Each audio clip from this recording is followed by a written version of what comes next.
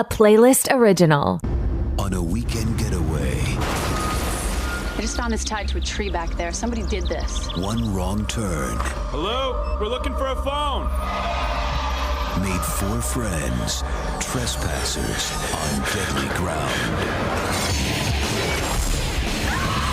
There's terror around every turn.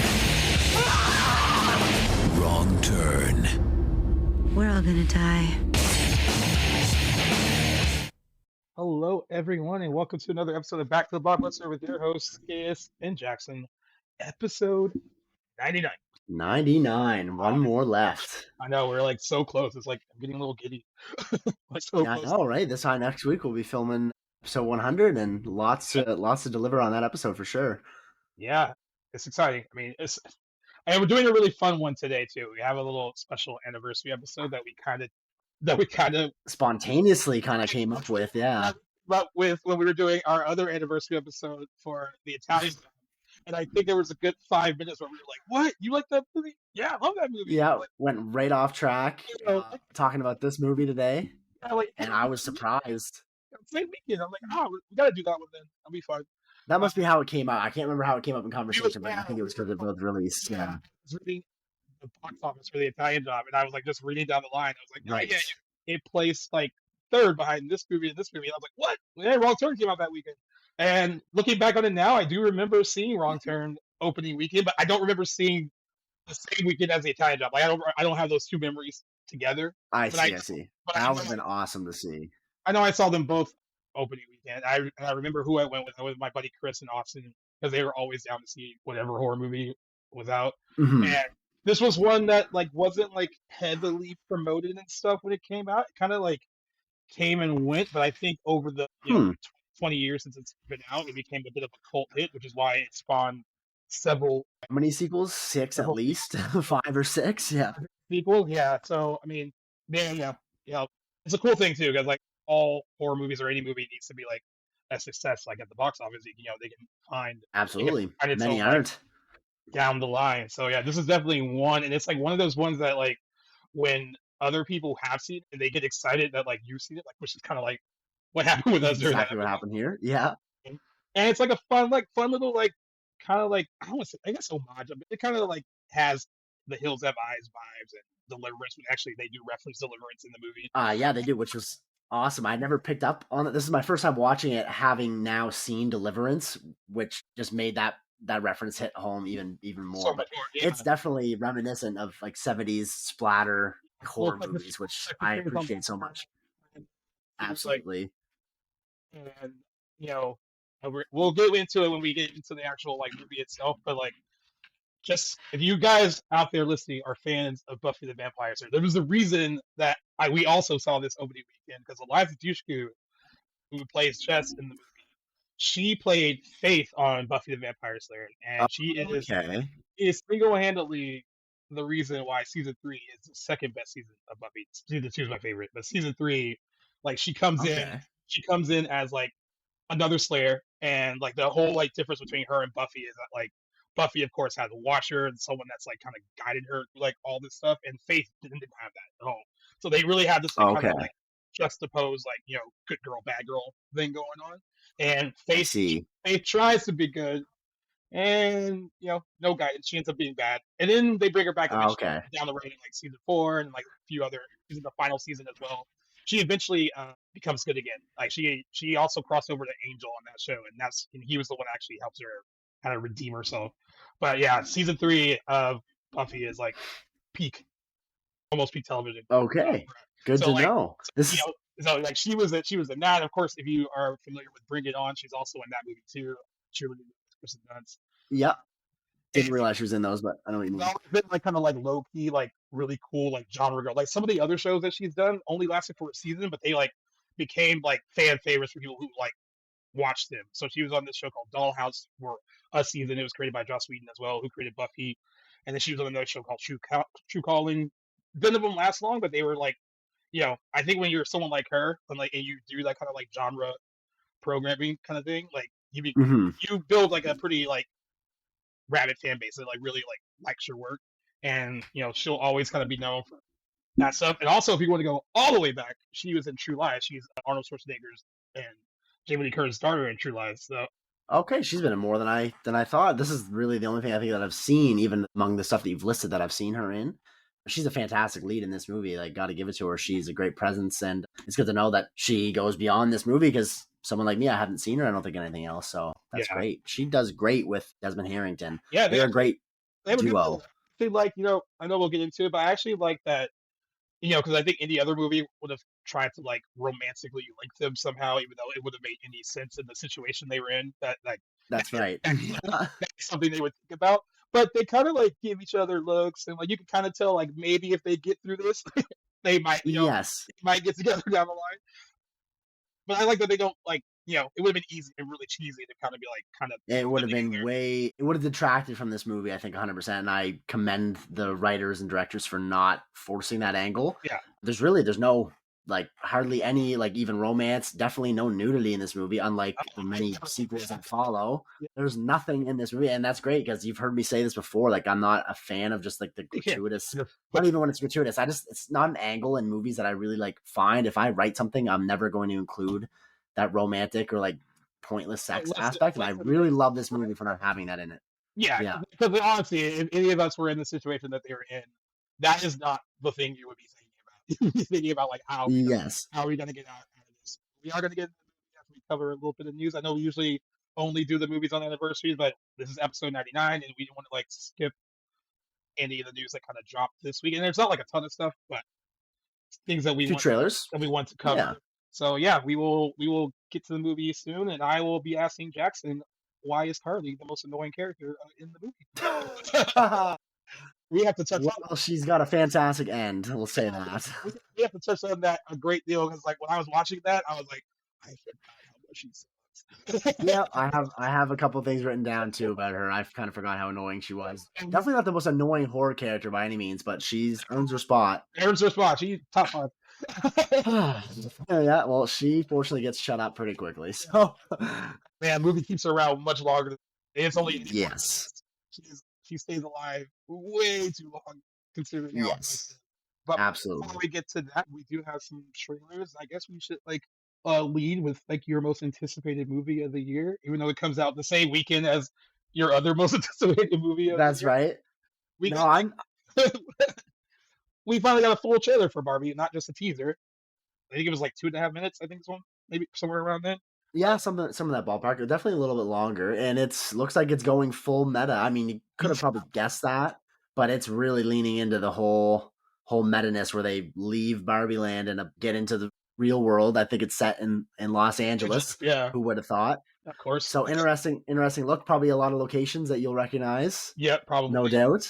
What did you think of this trailer? Actually, even though the trailer was longer, I actually still think it is not giving everything away. Like, I mean, I'm glad that they kind of they leaned in and let it. If you didn't know already that it was going to kind of be a little bit meta, and I think that's how could it not be? Yeah, that's the smart way to do it. I think when so many people heard this movie was getting made, they're like, okay, how are they making a Barbie movie? Is it going to be for kids? Is it this? Like, what is it? And I think we finally know that it is a bit more adult, and it's not really going to be made for Thank God. And they are really poking fun at a lot, just the whole kind of concept behind the Barbie doll in general, and like kind of what that represents in like the media and like how they promote it and how they push it.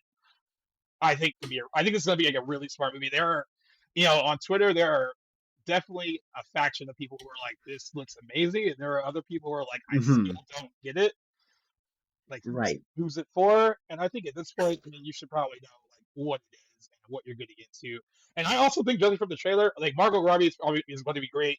I think Ryan Gosling is coming to like steal every single scene he's in. I completely agree with you. I'm most excited for him in this movie. I love Ryan Gosling to death, so can't wait to see what he brings. Cool too, because like there's certain actors that like when they get into a certain point in their career, like I was like, oh, he probably wouldn't want to do a movie like this. And the fact that he went all in, and like even in interviews he said like, we're doing this, like, you can't just half-ass it. Like, you have to really go into like absolutely what this is, and it seems like he's leading in like perfectly into what. And it's great because this is vastly different from most of anything else in his filmography that I can think of him doing. Yeah, because he has a lot of like comedy, right? I mean, like he's done funny stuff, like Yep. The Nice Guys is a standout, and he's very funny in that movie, but he's not and I a guess comedic actor by any means. Crazy Stupid Love is another one where he kind of it's played a bit more for comedy, but like Is that right? Yeah, I haven't seen that one, but I think you would love that movie. I wasn't sure if it was. Yeah, that ensemble. I'll definitely check it out. I'd watch anything that he was in, no doubt. So, But yeah, this seems like this is way different for him, and I'm just glad that he went no holds barred. Like this is this is what it is, and I'm he's definitely having fun with the Ken role, and I'm excited for him. He also said that Margot Robbie gave him a Barbie related gift every day that they worked on this movie together. Okay. Kind of just like that they were like basically like this, my partner in crime. She was like we had to like really both consider the lead, so they really have to both kind of Right. be on board. And I think like that made everyone, because there are a ton of people in this movie. You have to look up the cast list. I think that made we'll probably get glimpses of tons of people. Yeah. We finally saw, like, in this trailer, we saw a little bit more of America Ferrera, and we saw more Will Ferrell. We saw a little bit more of Issa Rae, Kate McKinnon. Because I know she's in it, but we saw a little bit more of her in this. Not a lot of people do in this trailer, but I feel like he got a spot in the other one, though. Yeah, I'm sure he'll be. Seems like he's gonna be one of the other like main, performers in this movie. But there was a lot of people to cover in a 2.5-minute trailer, and lots that probably haven't even been featured yet. Yeah. Like I think we got another little glimpse of Michael Cera, but nothing really major from his character yet. Like there's gonna be tons of that. This movie has a sizable chunk of A-listers in it, so not everyone will stick around long. But you know what? One thing the other trailers did this too, but this one in particular definitely shone on its production. Looks like it's definitely gonna be a production design Oscar contender, no doubt. Looks very painstaking, crazy detail, especially like in Barbie Land. Say again. Costumes, costumes and makeup. Definitely strong contenders, I think, for those ones right off the bat. Here, if the reviews are good and it's as good as we think it is, I cannot wait on Oscar nomination morning to hear all the stuff it's not. Oh man, I'm very much excited for that. It's so far away though. Like Oscars, like not only the ceremony, but the nominations and all the time in between those two events, to me, are like two of the most slow going things like amongst the year. You know what I mean? Like it feels like so much time goes in between those two things.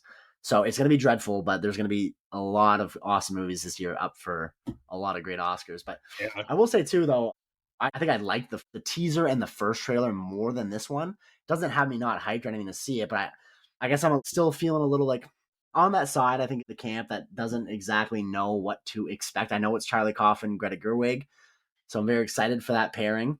But I also, is it right? Is it Kaufman or is it somebody? Am I thinking of somebody?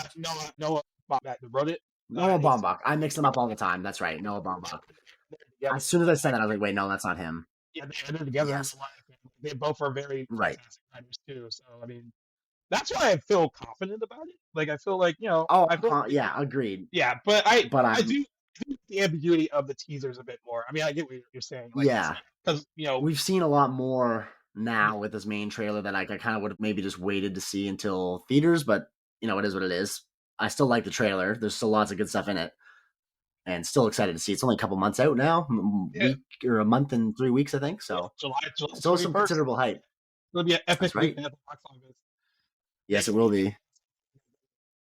Asked Matt Damon about the whole Oppenheimer and Barbie feud, and he's like, "There's a feud," and he's like, "Well, people are trying to figure out which movies they're going to see on opening week," and he's like, "I don't know. You can see both of them. I didn't even know there was like a feud," but he's like, "Yeah, go see both." There's nothing saying that two major movies, yeah. You can go see both movies. I mean, like I do kind of like. People won't make time to go see both, though. Right. I can see why. Too, like everyone's kind of like especially because I think they're both similar in that they both have like a stacked ensemble cast, and like I think that's kind of why everyone's kind of doing that. But yes, when we predict that box office, because I think that'll be the first time that we will actually predict two movies that weekend. Because can't pick Barbie over one. They're both gonna be pretty big. I'm like, Barbie probably has like a brisk runtime and probably a little easier to digest for most people. Yes. But then there's also the whole our guys gonna go. I think we talked about this on the show before. How are we gonna how our guys gonna make the excuse to go see it? My girlfriend wants to go. Yeah, we totally can go. Or right. You're the one that brought it up. I'll go if you go. You want to go see it? I will totally go. Certainly, that'll definitely be a divide. It'll be interesting to see the numbers. the stats. Yeah. Um, But yeah, July 21st. yeah, I'm praying it's a rainy weekend because I don't want to miss a bunch of nice summer weather to be stuck in the theater all weekend, but I will do it if I have to regardless. Just hopefully I can justify it with some terrible weather because no doubt we'll be seeing both of those between Thursday and Sunday sometime, and I honestly can't wait. One of the weekends I'm looking forward to the most this summer. Yeah, my brother wants to see both as well, but he was like, can't do the same day because like the other one's like way too long, and I don't like. It just depends on like Yeah, when. I don't know about a same day thing, but definitely, hopefully, at least over the weekend for sure. But yeah, I still think it looks Yeah. good. I'm still and I think it's gonna be fun. It probably might be one of the most fun movies this summer. Like it looks like it at least. Almost without a doubt, yes. Yeah. So Yeah. that is July 21st. Can't wait for that. And other trailer news as well. I'm gonna keep it light still with because we haven't talked about this trailer a lot. Because there's been like I think one or two other ones for No Hard Feelings with Jennifer Lawrence. Right. I wanted to mention it this time because they are really trying hard. I mean, they were talking about this at CinemaCon when they previewed some of the movie.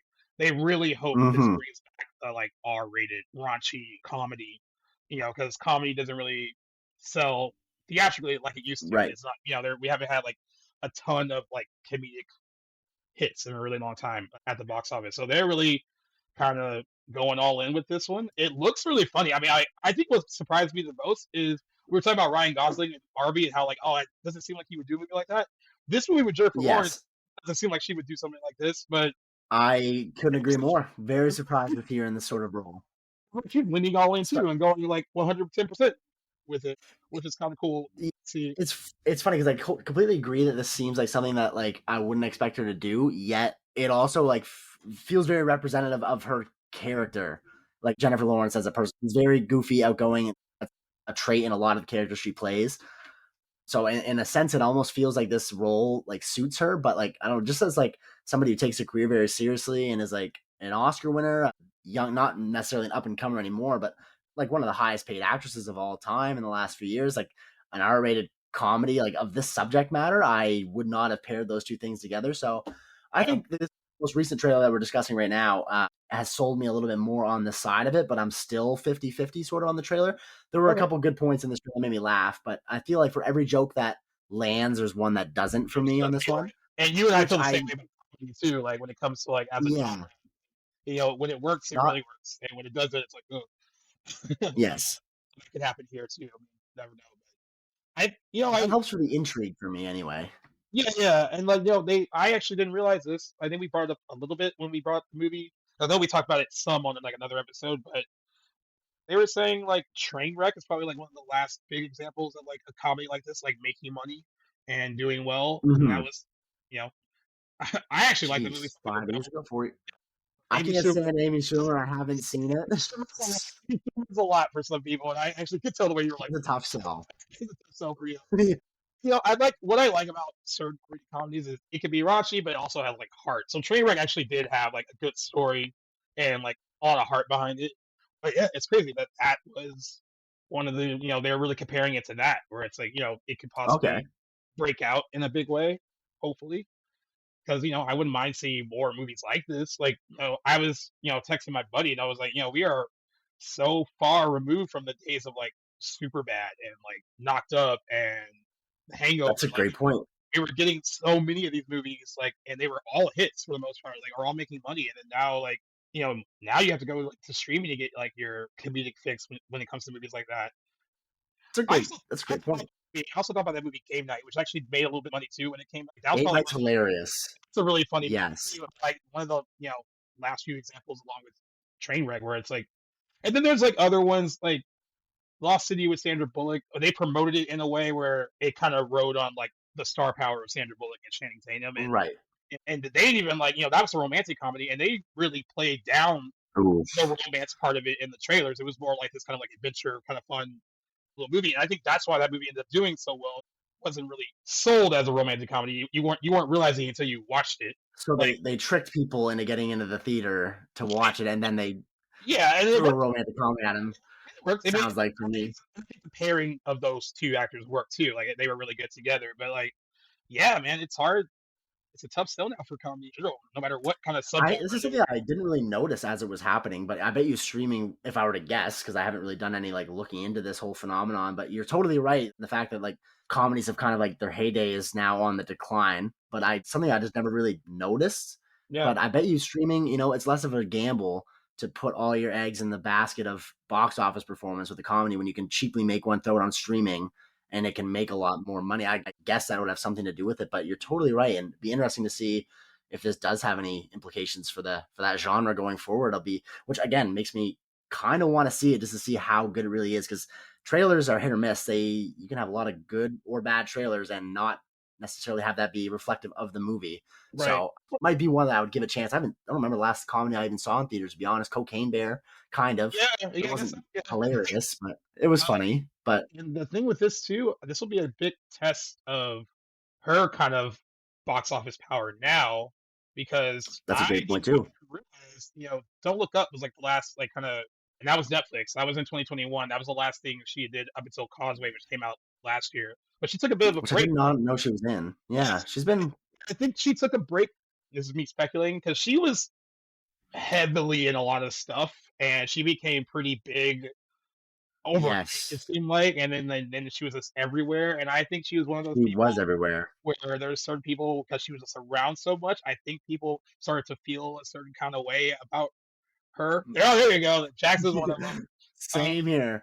And I kind of got that way with her a little bit, and it was more like when she was talking about doing the X-Men movies, right? So like she does X-Men First Class.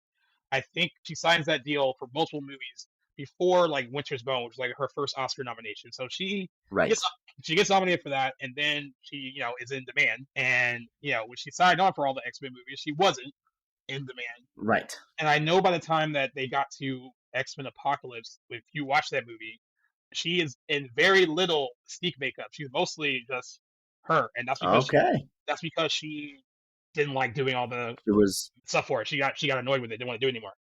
Right, she had the star power behind her by 2016 as well. Yeah. She had her Oscar by then, didn't she? And she was Miss Everdeen. She was everything at that point. Yeah. Silver Knight Playbook, she wins for that. So I think that's right. Yes.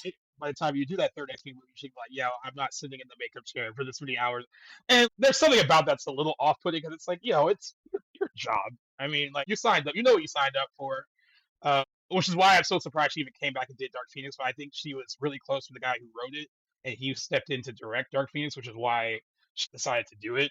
Actually, all those actors last minute, because they weren't signed up for it at all, like did it because they wanted to do him a solid because he was directing it. I see. They probably wish they didn't after it came out.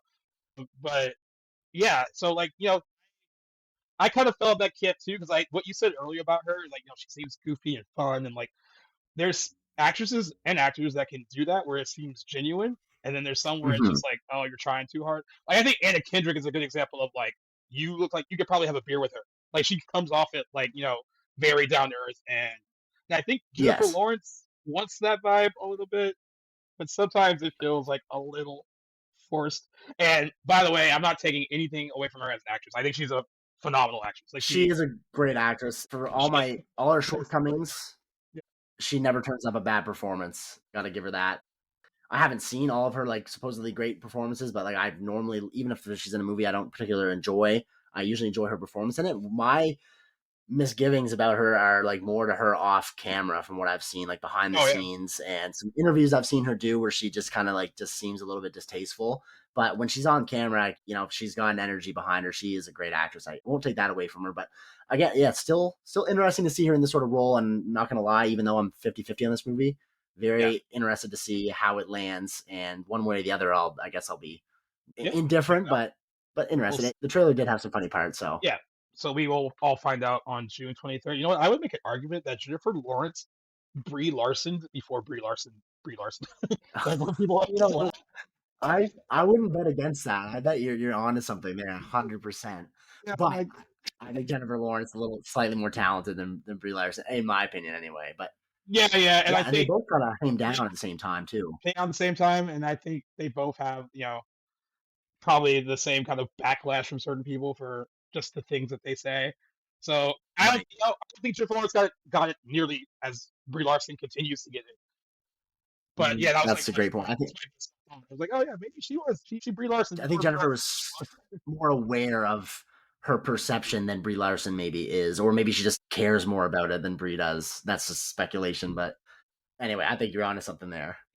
So, I mean, I'm gonna check it out. I do think that I was sold by like, oh, and I'm glad that they've released red band trailers so far for this movie because like it needs to sell the fact Agreed. that it's raunchy and it's going there and like So I'm glad they're doing that. They're fully embracing it. And I think if they continue to market it the way they're doing it, it might turn into like a decent sized hit for them. And then finally we can be like, hey, What maybe, studio is doing it again?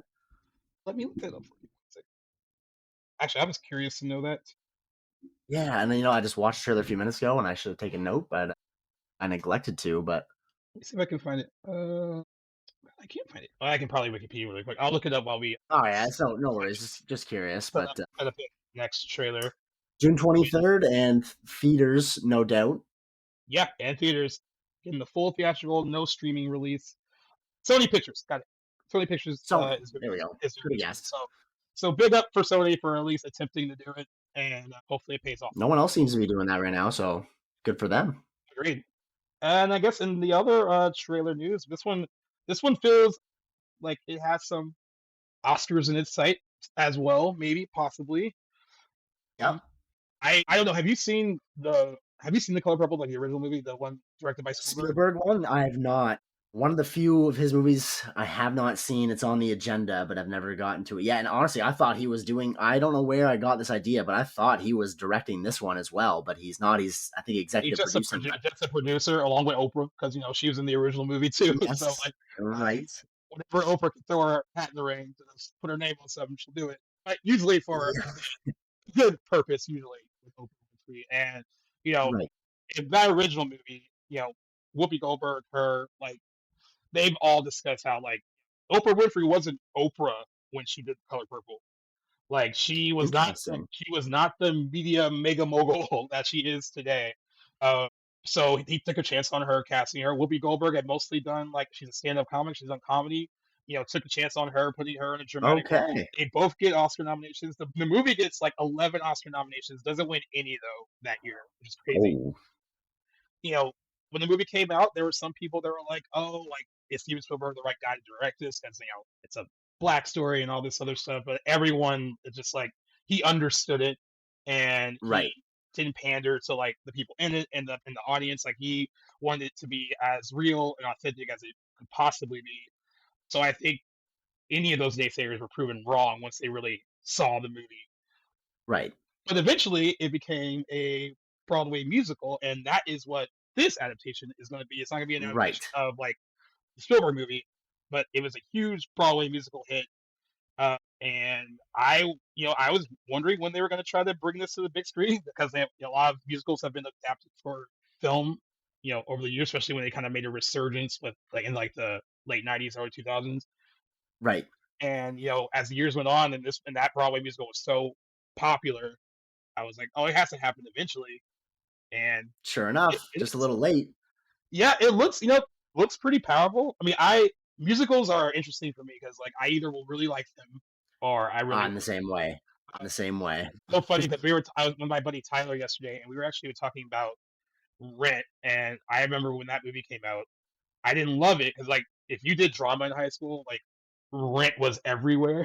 There was no way that there was always one girl who used Seasons of Love as their audition song or something like that. It was just everywhere. So we finally saw the movie. It was that wasn't that good, but over the years, actually, that movie has gotten better for me. And he was saying the same thing. How it, I think once you get over the hype that it probably had behind it, this is going to be a big deal bringing it to theaters. Once that kind of wears off and you watch the movie later, it gets a little bit better without all the hype surrounding it. So right, yeah, it's one I still got to see. So so I like that. I love Hairspray. That's a fun musical too. Chicago's fun. Not so much Phantom of the Opera. Not so much. So much Les Mis. I can't. I mean, if it's more operatic, where every moment is sung, all the lines are sung, then I'm oh well. Yeah, that's a tall order. Even though Phantom wasn't, I guess it was kind of in that category. Most of the dialogue is sung and very operatically. That was heavy lift watching that one. But yeah.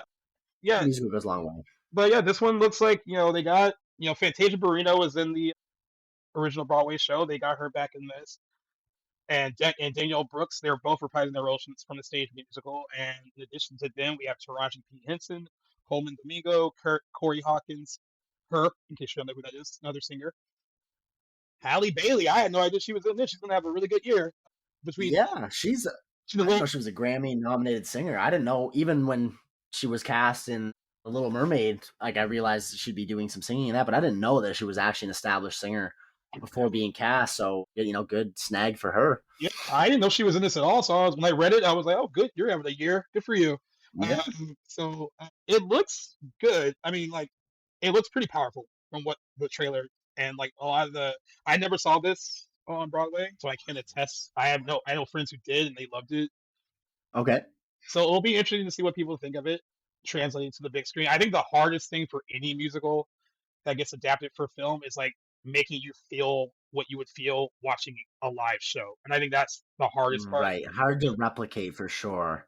And some of them are really good at that. Like I think like Chicago does a really good job of it because it, it's the way it's presented that makes it feel like you're still watching like a stage production. But even though it's like got a ton of more money behind it, and it is like a lavish production, it still kind of feels like a stage musical, and like all the numbers feel like you feel the energy from them the way you would watching I see. live. But I think that a lot of movie musicals kind of lose that a little bit.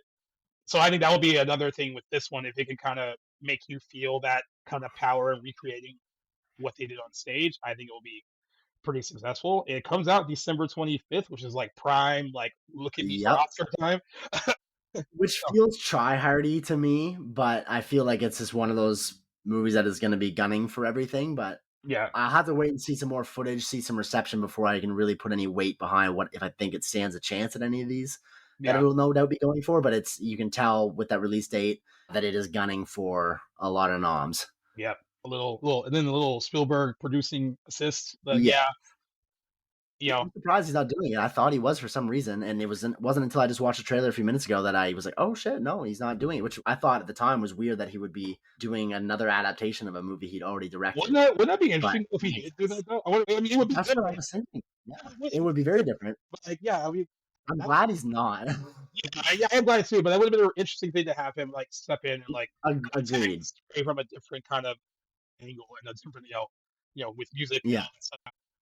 It is their lend his expertise. So yeah, you talked about like when it comes to certain directors, like wanting to see like their acclaimed stuff, and The Color Purple is a great movie. It's some of it's a really tough watch, really well acted, well directed by him. And I think it's one of his best movies. And wow.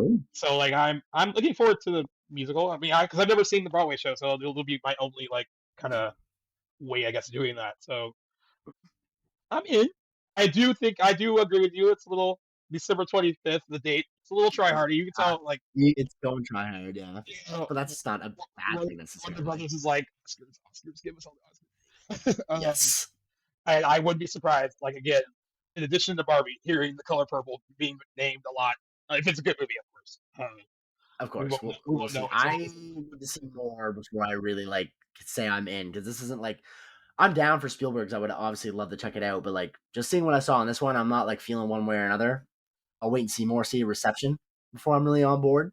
But no doubt want to keep an eye on, especially it'll be a big conversation come Oscar time. So no doubt I'm sure we'll be covering this again later down the road, but we still got another 6-7 months before it comes out. So which is early trailer for sure. Very Thinking about that now. Very early. Yeah, very early trailer. But I mean, I'm guessing. I didn't see The Little Mermaid, but I'm guessing maybe this trailer was attached to The Little Mermaid. You know what? Not a bad guess. So that would have been, especially because the girl, Halle Bailey's in both movies. So I'm not assuming that's why the trailer got released so early. Good promotion on their end to kind of throw that into already a musical and like get people hyped to see her in another one. But yeah, December 25th, Christmas Day. I'm sure my mom will probably make us go see it together. I gotta ask my mom if she's seen The Color Purple. I feel like maybe she's brought that up before, but I never know. That would be a good one to go see with your mom. That's undoubtedly. We've seen some really unique Christmas movies over the years. I remember Oh, no doubt. Any Given Sunday came out on Christmas. We saw that all together, and I was like, that's a lot. I saw Wolf of Wall Street with my parents because that came out on I Christmas. forgot that was a Christmas release. Interesting. I made so many people mad too. They're like, we couldn't have this movie on Christmas. Ye- You know what you're getting into. Don't take your oh, kids to see buddy. it. That's right. And then like saw another movie. I saw Dreamgirls on Christmas Day because of my mom. She's like, we gotta go see Dreamgirls. Like, all right. Okay. So it's a good day to go to the movies with the family. It's just Certainly, which you wouldn't expect. Like growing up, I never participated in that trend, like going to the movies on Christmas, always spending time with family. But I actually remember, like, I don't remember how old I would have been, but like hearing that movies actually have a box office release for Christmas Day, I always thought that was the strangest thing. Like, who's going to the movies on it's a huge Christmas day. Day? But we'll Yeah. do it. That's right. Yeah. So I've yet to see a Christmas Day movie in the theaters, but we'll see what else is playing around that time. For sure. All right. Yeah. I got this last bit of news that I mentioned before we started recording. Yes. I don't know how I feel about it. I'm with you. We But haven't talked about this, by the way, off camera, but let's. I want to hear what you have to think anyway. all right, guys. So Lionsgate Motion Picture Group Chair Joe Drake teased development of a fifth movie in the studio's John Wick franchise. This was done during their quarterly earnings call. And here's what he had to say. He said, what is official is that, as you know, Ballerina is the first spinoff that comes out next year. We're in development on 3 others, including 5, and including the television series The Continental, which will be airing soon. We're building out the world, and then that 5 movie comes, it'll be organic, will be organically grown out of how we're starting to tell these stories. But you can rely on a regular cadence of John Wick. I do not like that last line. I don't like that either. And I get it. Don't. I think maybe my mind is made up now. Actually, just hearing this now. I get it. This is the fourth one is the highest grossing one domestically and globally of the franchise. Right. It's still It brought them across the $1 billion threshold. for the whole franchise. It is Right. It seems like it can still be a viable money maker. I just think that the fourth one ended perfectly and we don't need another one. So I wasn't stoked to like read that at all because I also hate reading news like that when it's someone that's like a studio co-chair or like someone like where it's just like clearly like I almost feel like he's like money. That's how it sounds like. And Mr. Krabs. This is funny because Clancy Brown is in the fourth one, but it is like shameless, and there's no two ways about it. They're thinking, okay, this can make us so much money. We're gonna just throw away the ending from the fourth one and bring you another one because clearly everybody loves this property. But yeah, John Wick 4 was phenomenal, but it's because it was such a satisfying conclusion. Yeah. What I can't wrap my head around is if you're a studio head or anybody attached to this movie and you've decided that you're going to write it with John Wick dying at the end. Sorry if you haven't seen John Wick 4 by now, but that news is coming on. Why know that you'd be open to making a fifth at all based on like how well it does at the box office? Why would you write yourself into that corner? Like, how are you going to get around this? That just doesn't make any sense to me at all. So and it doesn't make sense to me. And that's why I kind of hate that this news was dropped during an earnings call because that news is dropped to get people like excited about like, from a money standpoint. Like, I would have been just fine if you just mentioned the spinoffs and the show. And I would be like, yeah, I know that's another point. I would have been like, we have those too. And that would have been like, I know that's coming. That's fine. You could mention Ballerina, mention the Continental. The fact that you're in development on 3 others plus a 5th movie. If it is built out organically and this universe can grow and it continues to like be as good as the main franchise, then I don't mind the spinoffs and I don't mind the TV show. I do kind of mind a 5th movie just because now at this point, unless you come up with a hell of an idea to bring him back and to bring that, it has to be really good because now I feel like you're doing it for money. Where like, yeah, I'm sure money was a huge motivator and like after each one was more successful than the other. But yes, I still think up until those 4 movies that there was a story there that they wanted to tell, and it didn't feel like it was kind of that's missing. Yeah, it didn't feel like it was put together because of a fat paycheck, like a payday. So like they played their hand. There's nothing else to hide it now. Like they're just in this because it's make them a lot of money, and that's another thing. Like I didn't feel like it was on the verge, the John Wick universe, of being too much at one time, like what with the spinoffs and the other movies that are playing, but I wasn't feeling one way about that. Like I was okay with everything that they had announced and honestly like genuinely pretty excited for a few of those. Now with this 5th one, I'm like, I think they've teetered over the edge of too much content of this one movie at one time, and I feel like it's going to be oversaturated, and they should slow it down and see how we feel about the Continental and Ballerina before they give us another, probably a trilogy if 5 does any good. And what's So crazy too is yeah, like this is why we can't have nice things. it's like if Ballerina's successful, then you got sequels to that coming. Exactly. And like And the so next thing you know, like now it's too much. I mean, let's like again, if you can create a viable story that works and go for it. But I just feel like with the 5th one now, I'm not saying that the franchise was lucky because I really do think they really organically built it out and it works for those 4 movies. Yeah, this feels I think it luck feels had something to do with it. Like John Wick, the first one, very well easily could have faded into obscurity and have been mentioned by some people like us as like a good throwaway 2010s action movie that didn't get the credit it was due. But it ended up, they put some faith in it, made a banging sequel, and then next thing you know, we got 4 awesome John Wick movies. But might not have went that way in another universe, you know what I mean? So luck did have something to do with it, but I think they had ideas from the ground up at the time they were making that to expand, and then they've concluded it, and now all that storytelling, all that groundwork is gone, and I feel like they're going to be starting from scratch with number 5, and that's just a road I don't really want to go down. I don't either. I'm glad we're on the same So page on this because I was, yeah, and they had talked about a potential 5th one even after that opening weekend for the 4th, and we were like, hey, yes, let it rest. Be like sometimes things are just and and, that's right. Yeah, and you had a good run, and I don't want to see this wrung out until we're sick of it. I'd rather just end on a high note. So it's kind of disappointing news in a weird way. and by all means, focus on your spin-offs and stuff because maybe you can build an even bigger universe out of that makes sense. At least it's new. Great But point. Absolutely. but Great point. hey, if we get a 5th one and it's great, I will eat crow. But like for now, Sure, absolutely. I'm not feeling like it's going to be that way, but we'll see because it depends who comes back and if Chad Stahelski's involved as director. That would be definitely a bad omen if he doesn't come back. I yeah, don't know if he's already said he would or not, but yeah, we'll have to wait and see because there's going to be a lot of development, I'm sure, coming up in the next few months to a yeah, year. I agree. But yeah, I'm glad you brought that up though because that's been eating at me, and I'm glad we talked about it. And I'm glad we disagree on it, which even if we didn't, whatever. Yeah, I mean, but yeah, we felt that way opening weekend. I guess this ended perfectly. especially after watching the last scene of the movie, I'm like, oh, great. It doesn't need any more. That was fantastic. Hats off. A lot of movies, trilogies, are notorious for, shitting out a third and it being bad. Yeah, And let alone 4. So to end a quadrilogy as good as you did with John Wick, good for those, that team. But troubled waters right now, anyway. yes. We'll see, though. I could just be being a pessimist. No. Well, what we can agree on, we can get excited talking about our 20th anniversary movie today. Absolutely. And again, this came out of just us recording the Italian Job and me reading box office for that weekend. And be like, holy shit, Wrong Turn came out the same week.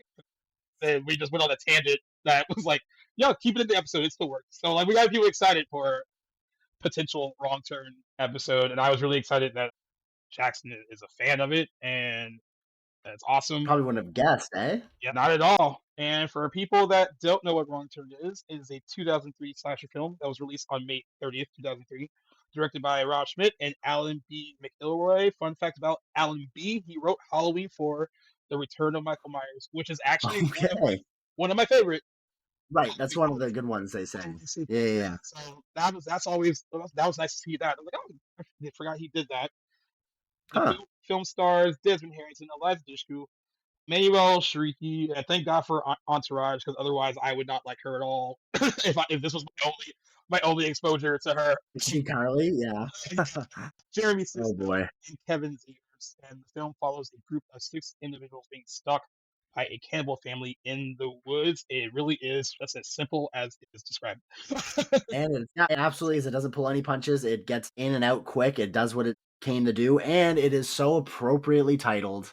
It is exactly a wrong turn. If you guys are ever heading to Raleigh, I don't know if it's South or North Carolina, and you are driving through West Virginia, do not take a turn on Old Bear Road or Bear Mountain Road because you will regret it. Don't listen to anyone that tells you should.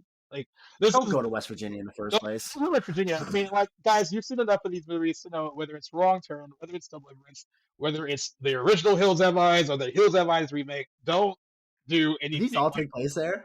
Okay. But they're all kind of like backwoods, like really like Same idea. Yeah, backwoods. Yeah, America.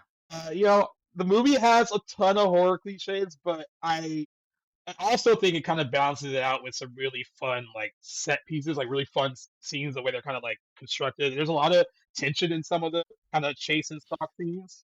There certainly are, especially that scene in the house when they are hiding when the family comes back. Man, that's such a thrilling scene. Yeah, it's so good. But yeah, this movie, even though it made decent money if you count globally, it made $28 million worldwide on a $12 million budget. Okay. Received mixed reviews from critics because they said that the characters were underdeveloped and they criticized the script.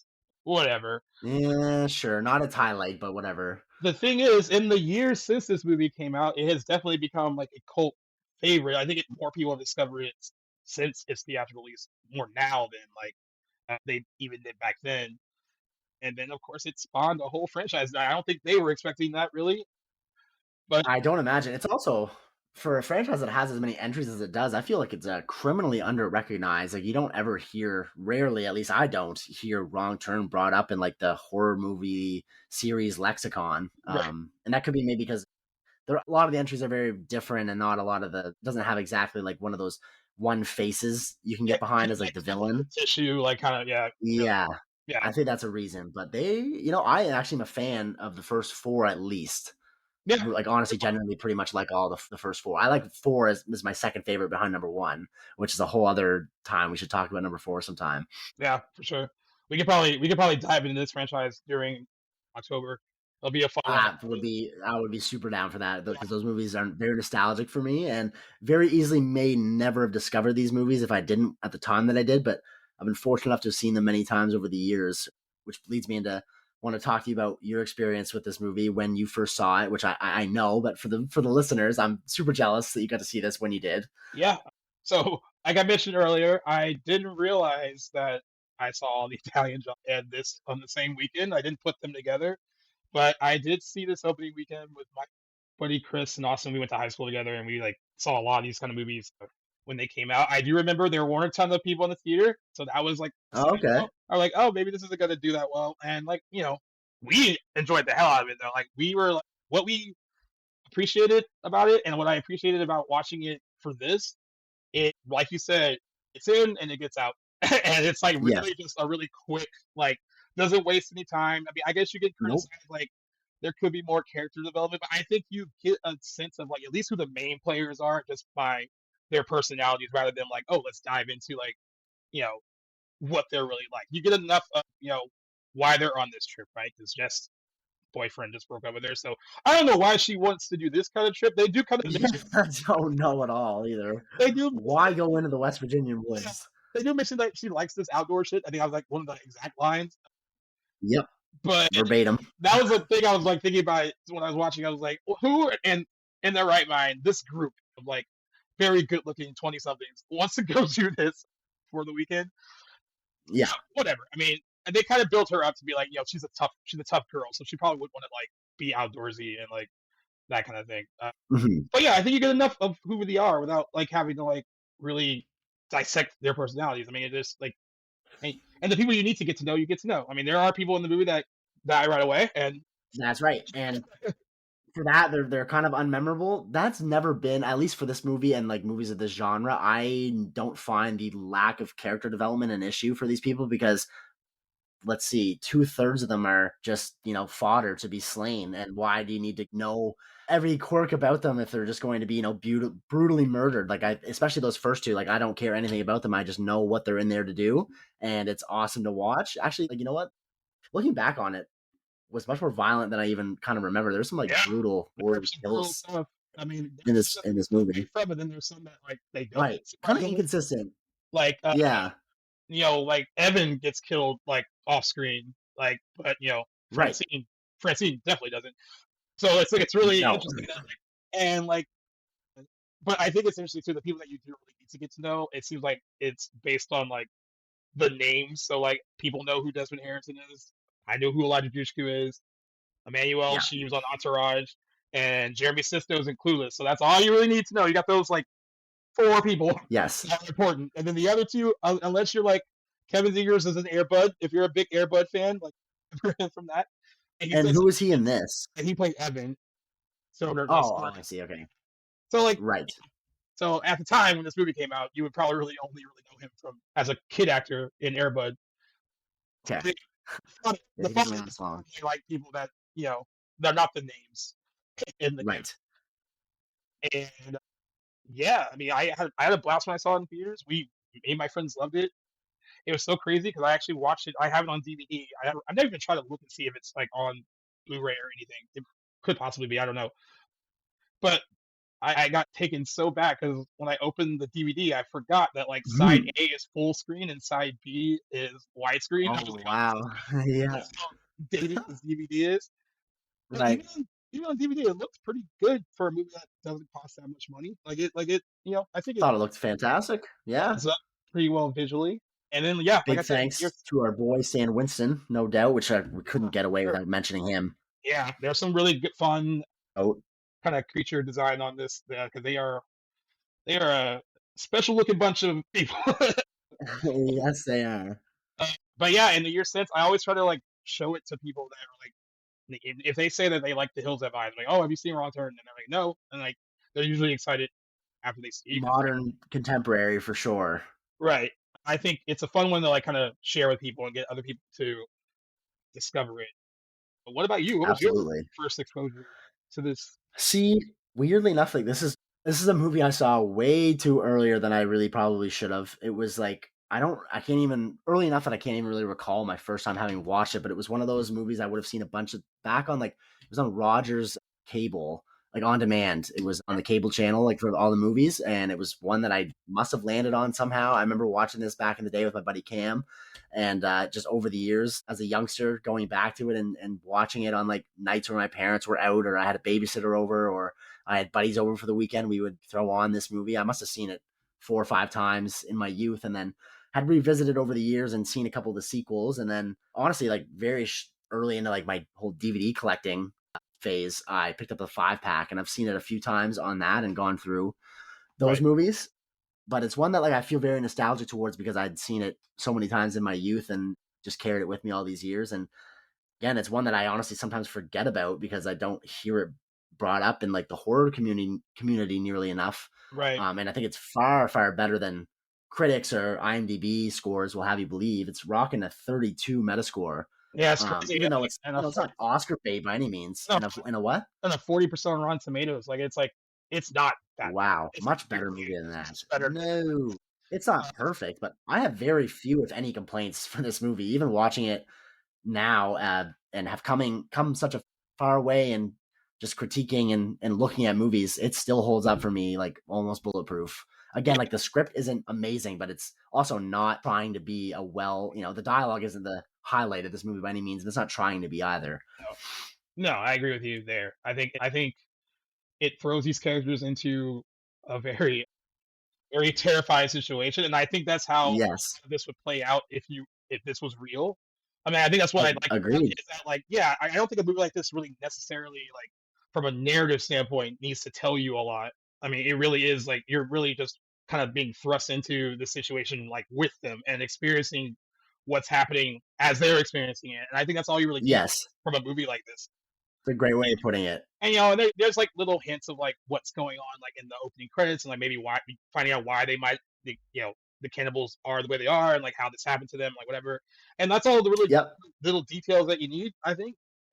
I don't. Yeah, I true don't that. really. It doesn't demand a lot of critical thinking. Yeah, I don't demand much from a movie like this. Just like That's right. be People are way too hard on it. be exciting. Throw in. I mean, we all know you love the gore, and there's a lot of gore in this. Yep. Yeah, it's fun. So when I was watching it, when Chris runs it like slams into their car, right? All I could think was the only one that has like a reasonable reaction to it is Evan, who's like really mad. Like everyone else seems really calm, like way too calm. Yes. This dude just like busted up your shit. Everyone's like, "Are you okay? Are you In the okay?" middle of a road. Yeah. Evan's like the only one that's like, "Dude, you fucking banged up our car." Like I think that is the most realistic reaction to what happens. Yeah. I liked Chris's reaction. Actually, he takes full accountability. He's like, "Oh shit!" Like so sorry. Like, I Yeah. don't know what just happened. I'll pay for everything. Don't worry about it. Like, are you guys okay? Like, And then you Desmond think, Harrington does a great "You job. you sure as shit, bro." Yeah, that's right.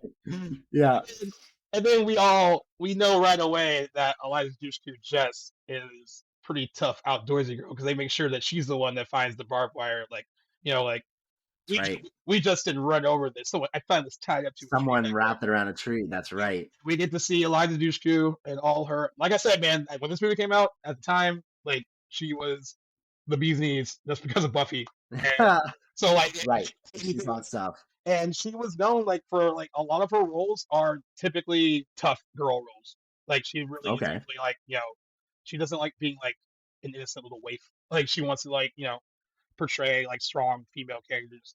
And she has gone through a fuck ton in this industry.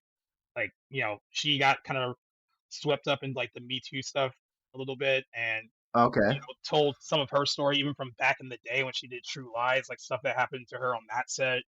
and Wow. and then she did a show called Bull where like the main actor like said really inappropriate things to her on set, and she had signed, I think I forgot how many episodes she signed for, but she was able to get out of that contract, and the studio CBS had to pay her for each episode that she would have been on if she had stayed as a series. Okay. So You go, girl. yeah, That's so awesome that and she's then, able to get out of I that. think she's one of those people too. She didn't really give a lot of details, but like when Charisma Carpenter talked about Joss Whedon and all that stuff kind of came out about, she was one of those people that kind of stood in solidarity with everyone, every female on that show, who then became more comfortable discussing. Like it wasn't even it sucks when like you love a show like that and then you find out like the work environment, even though none of them like have anything bad to say about the show itself, they were really proud of the show and they love that people love the show. But for them, there's a lot of like tainted memories there because of how he treated a lot of them. Yes. And she was one of those people that spoke her piece too. So like Elijah Dushku has always kind of been. This is like really her. I feel like it's not a lot of acting going on, and for her to I see. play a role like this. But yeah, And she is fantastic in this movie. She's a great. I mean, it's hard to call her a final girl. She is the final female character. But what I love about this movie is it presents with us I guess hard to call it a trope because we don't see this a whole lot. But we get a final two, which is not very common. I don't feel. I can't think of any other examples off the top of my head. Though I'm sure they're out there. But so she is a final girl, and among final girls, at least in 2000s horror, she's one of the ones I find like not just tolerable but enjoyable presence. Like she's great. I really have no misgivings for her character. She makes smart decisions. She works great with Chris's character, who I think is like so rare. He's like tactically smart. Everything he does in this movie is just, you're like, yes, thank you for giving us a smart horror movie character who's gets beat up, like doesn't come out clean necessarily on the other side, but every decision he makes is either a smart one or it's dumb, but it's because he's putting the group first ahead of himself and he's trying to give everyone else a chance. anytime And I'm like, I just love this character so much. yeah, like setting him up to be like a diversion so they can like get to the car, like that kind of stuff. Like Multiple times. Yep. Putting himself in harm's way. like dumb, but it's actually it's smart because he's trying to help them. And Exactly. that was a cool thing about it too, watching it. And I really didn't like pay attention to this so much when I first saw the movie, but the fact that like it really is organic how they have to trust each other, where it's just not like it's not forced on you at all. But like, you believe at this point that they're like, hey, we only have each other to get out of this. We gotta use each other to get out. Yes. Like banged up our car earlier. Like you're trying to help us now. That's all that matters. Yeah. I kind of like that. Like they have a connection, the friend group, but then this guy who's like an outsider doesn't have a real connection with them, but it builds one over the course of an 84-minute movie that actually feels like completely justified and feels real, and you buy it, I think. So that's what I liked about kind of characterization in this one. And I do agree. Absolutely. I think they have like a very smart, capable lead, and I also like that she's also a very smart and capable one too. Like they absolutely, they're pretty much all the same in the sense of like, like the scene when they're up in the tree and he's like, I'm gonna like go distract him, and she's like, basically, no, you've been shot already. Like, no, I can move faster than you. Let me do it. And she just great scene. Yeah, and she just takes off without even authorizing it. She goes, I'm just gonna go do this. This is the right move, and he doesn't even have a chance to protest. And it's like great. And then plan ends up going off without a hitch. Yeah, almost for one. Except for her, that was awesome to see though. Where she was like, no, like you're hurt. Let me do this. Like it'll be better for us both if I do it. Yes. that's really cool too. I want to ask you. I guess this is like it's a horror movie trope and it's a cliche. So they're like walking around trying to find a house that has a phone, and Right. I just think it's funny, like in all these movies. And plus, oh yeah, Carly also has a pee. That there's that. Oh, yes. Oh my God. She lets us know, doesn't she? Yeah, and I just love in these kind of movies, like they're like, if I'm in a situation like this with my friends, and I just see what kind of house Yes. that is, like from the outside, I don't think we should go in there. And then you go in, No. you go in there, and before they even find weird shit, it's already a weird looking, rundown, like train wreck of a You place. can tell there's no phone in there in the first place. Yeah. You want to pee there? I would pee on myself in a heartbeat. I like, all right, 100%. yeah. So when they are like, I'd be soiling my Tommies in a minute. and the fact that I also hate this too, is she's making a big stink about having to pee, and they finally find the bathroom in there, and she doesn't go pee right away. She like messes with her hair, looks in the mirror. I'm like, I thought you had to pee so I bad. noticed that too. Yeah. I noticed that too. First, it's all to set up them being like trapped and stuck there for a little bit, and there would be no movie without the scene. But like, it's just really funny when like characters, I'm like, nah, man, like we don't. And I also like works about the scene too is like having all the characters and find stuff where it's like, oh, other people have been here, and not just like maybe the people that live here. Like there's all these like random car keys, random people's sunglasses on the table. Like you could tell from Right. like With yeah, a this tiara. Yeah. is tiara, yeah. But I will say, like you mentioned earlier, the scene is very, very good though, as far as a scene of generating a shitload of tension. Yeah. Because what also made that scene work for me too is that like they have to hide underneath the table. Her poor fucking friend gets dropped like right in front of them, like they around her Yes. blood, like, Wire jaw. Yeah. and then blood's just like slowly moving down and like getting close to his hand. He's just like, and then of course they make sure that there's a little bit of like saliva blood that comes off her mouth when he picks her up. And then the movie lets us know that some time has passed when they cut to the next scene. So I was like, how long were they like in there hiding? And, like that's what makes that scene even more too. It's like they had to endure that for quite a bit until they fell asleep. Probably hours. Yeah. Yeah. I was watching it today. I was like, damn, we don't really know how long they've been there, but I'm guessing it was a while before those dudes fell asleep so they could actually try to get out. And I want to ask you, in a situation like this, do you go for the like slow sneak out, or do you just like fuck it, let's just bolt? Gun. Just bolt. Well, it's funny because like watching this again, They make noise like, oh, Carly. oh, there's two different scenes of Carly. I think it's Carly both times. She's at least one of them where she isn't looking where she's walking and kicks something. Yeah. So you get two chances, and then Chris thinking on his feet when they get to the door, he grabs the hand or the coil on the door so it doesn't squeak as they get out, and you can just see it cutting into his arm. Yeah. Which is great. He's just always thinking. But I remember thinking on their way out, you look. I think it's Chris. Takes a look back, and you see one of the. I think it's because they have all names. These three cannibal, the inbred cannibal characters. I think it's Three Finger, the big one. His rifle is just leaning against the bed, and I was thinking like that's what I would go for, even if it was at risk of maybe waking them up. At least if you can get to that thing first, it's a whole different story. But I definitely would try the cautious, slow, quiet approach if the gun wasn't in play. But I do remember thinking this would be a really short movie if you found a quick bladed weapon nearby and each one of you took one of them, two on one, and just slit the throat while they're sleeping or something. But obviously I'm glad they don't think to do this because there would be no movie. But I mean, that's also if I could keep my composure in a scene like that, which I doubt I would. I think I'd probably just be sprinting the fuck out of there. Yeah, so the problem with the sneak out is in real life, when you try to sneak in anywhere, you tend to make more noise.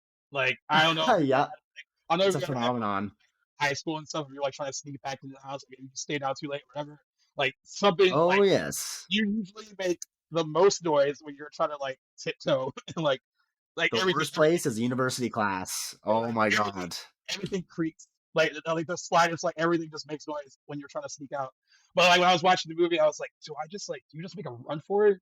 And then I'm like, two of them are already closer to the door. Jeremy, Sisto, Scott, and Carly are like, they've been hiding in another spot, so they have to like get to the door. And of course, she walks into the thing and makes noise. And also, another good thing about his character, Chris, when he is holding that, and then Jess is like, hey, like, come on, let's go. And he's like, no, you guys go. Yes. First. And I thought that was cool too. I think that's like, like he's still like thinking about them more so than himself in that situation. Yeah. It's like no sense us all being caught by the door if one of them wakes up. You guys at least get a head start so that I can sprint up to you when I let go of this thing and wake them up. You're right. And the button on that scene is like just when they turn and that guy, he's just awake. Oh, he's got one eye looking at them. Oh my god. Such an awesome scene. Yeah, it's so good. And then it's game on. Then the hunt is on from that movie for the rest of the runtime. There's a lot of there's a lot of running, a lot of stalking, a lot of bloodletting. Yeah. The movie doesn't come up for air after that, really. No, it doesn't. I love that. And you know what? Out of the supporting characters, I did feel bad when Scott died. Not so much. Me not too. so much because of Carly.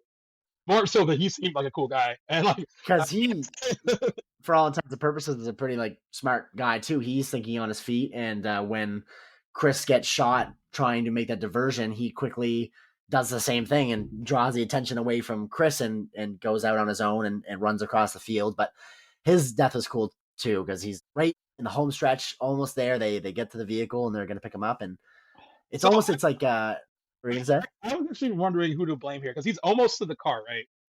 And then Carly sees him and screams, "Like, Scott, over here!" And then that's when the other guy. Right. It's like he doesn't know where the truck is. Like, come on. Yeah, he sees it. Like, come on. And I think that drew attention. I mean, of course, eventually the other two characters also eventually say something, but it's her initial shrieking, like, Scott, we're over here, that probably alerted, the one with the bow and arrow to nail him. And but it is a pretty cool death. If you get the one, you're like, oh, he got hit by something. Something. Yeah. The one, you're like, oh, there's something else, and they made sure you know what it is by the third. It just goes right. Third one comes through. Oh yeah, but his death is almost akin to Boromir's in Lord of the Rings. You know what I mean? It's like, oh, taking one for the team, the multiple arrows, but I guess they get away. And I want to feel sorry for Carly that she did. That's her fiance. From that point on, even more, she becomes more annoying. A nuisance.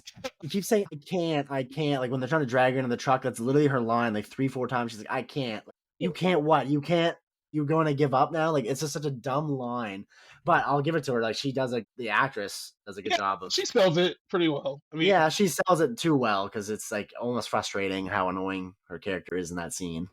I hate when they're and even I think once they get away and they're still having to run or whatever, and she falls down. She's like, I can't do this. I want to go back for him. Yeah, okay.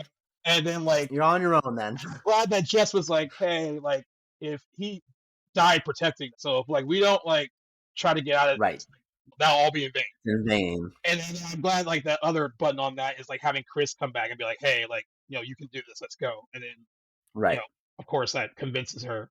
But yeah, I mean, I feel like I'm supposed to feel sorry for her. She lost the love of her life. That's right. Her fiance. But man, does that character become intolerable after that moment. Yes. I don't know if I like Carly more when they're canoodling together or Carly more alone when they're not seen basically kissing and touching every single scene. I don't know which one's worse, but they're both annoying. But I do like her fiance's character a lot, Scott, right? His presence is missing when he's gone. But it's funny because this is movies, I don't know how many others would compare, but the half of the main cast is gone 40 minutes into the movie. It's crazy. Then you only get, and 2 of them end up surviving. So the other main character left that doesn't make it out is Carly from that point on. But luckily we get a couple other filler deaths to look forward to. But no, I don't feel like a lot of movies, I think they usually stick around with their supporting cast a lot longer than this movie does. But I mean, I think the movie's better off for it. I think so too. So I guess another fun set piece, but another moment for Carly to be annoying when they go to the watchtower because they have nowhere else to go, and they're looking for a radio. Great spot. And I'm glad that they made her she finds the flares, whatever, all that stuff, lights. So all right, you did something helpful, cool. And she does find the radio. She's the one that finds the radio. Of course, they can't connect to anyone at first. And I wanted to see even in the theater because I kind of forgot that the radio was on. So they're right. So they're coming. We gotta hide, cover up the light. And I was he's okay, I think they're gonna pass this. And then the radio just shoots back on. I was like, fuck, I forgot about weeks. Oh man, devastating. And of course, but that's what's your position? It's she's just shut the fuck up. Yeah, it's funny. I forget, I guess, how nerve-wracking that would have been as a first-time view, because I had seen it many times and I always remember the radio gives them away. But to have been in the theater at that time and have forgot that that was even at play, and then thinking, okay, we're home clear now for the next little bit, they're going to pass us, just for it to go off, it would have been so scary. I can imagine in the theater for the first time. But I kind of haven't thought about that in a while, because I can remember that scene. But man, that would have been awesome first time view. Yeah, it was for like sure. And then I love the sequence from there when they come on up and burn it. Yeah, I love that, like, because they're not just going to pass them, like they know they're there now. And I like all three of the characters are basically like, because it kind of goes a little bit quiet and like, what are they doing? Where are they going? And then they realize like, oh, they're going to burn us out of here. And nightmare scenario. Another smart one, but another shrieky moment for her. It's like, I'd rather jump than burn to death. They're like, no. Versus like, wait, you're onto something. We should jump. So of all three jumps, Jess looks like it was the most painful, because she jumps sideways. She jumps around like the brain. I'm like, fuck. But Eliza Dushku, your ribs are gone if you're jumps. Like, there's no way you're surviving that. It's like a good 20-foot fall onto the trees. I think Chris probably is the best jump, but great stunt. I think it'd be more believable if you shave 10 feet off that jump, but no doubt adds a lot of tension to their escape. And I love that it's not even over them just escaping the burning water. You still got that whole sequence of them in the trees, and one of them scurrying up the tree like he's an acrobat and coming after him with the axe. The tension's never over. Like you said, it never slows down after that first chase. Yeah. And you just go from one great set piece to another one. I don't know if you can call the trees a set piece, but the watchtower into the trees. It's a really sequence. Well done sequence. Yes, it is.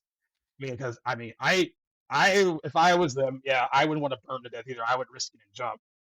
Oh, 100%. But there's also that risk that you completely miss and just like fall all the way down. Land at the feet. Yeah. But I do kind of like about that scene is like they only can really think about like one step ahead of what they need to do. Like, all right, we got to jump, but then like from there, like we got to figure something else out. Now what? Now what? Yeah, we're out of the burning watchtower, but like we still can't really onto land because like they're down there. And they got arrows flying at them at their feet too, which is like, oh man. It's that one random like, you're like, oh fuck. That's right. And Carly gets it pretty bad. She has one of my favorite deaths, I think, in just horror cinema, let alone like 2000s or this franchise. Like, I love the scene. Like, it's not even just because her character is kind of annoying. Like, I think she's tolerable throughout. But when she is trying to sneak across the tree branch on the other side where Chris and Jess are waiting for her, and you can tell she's nervous about the heights, and she takes a step back to recollect herself. And this whole time we're seeing shots of the smaller inbred cannibal climbing up the tree. You don't really have a sense of how close he is to her until she puts her back to the tree, and then you see the axe come through and right through perfectly separates her jaw. Yeah. And her body falls down and her head's resting on top of the axe for a moment. Oh my God. It's gruesome and it's horrible and it's gross, but it is such a great horror movie kill. I don't know why it doesn't get talked about more, because it is awesome to look at. And guys, at this point, all of Jess's friends are dead. That's right. She is now the sole survivor of her little getaway trip.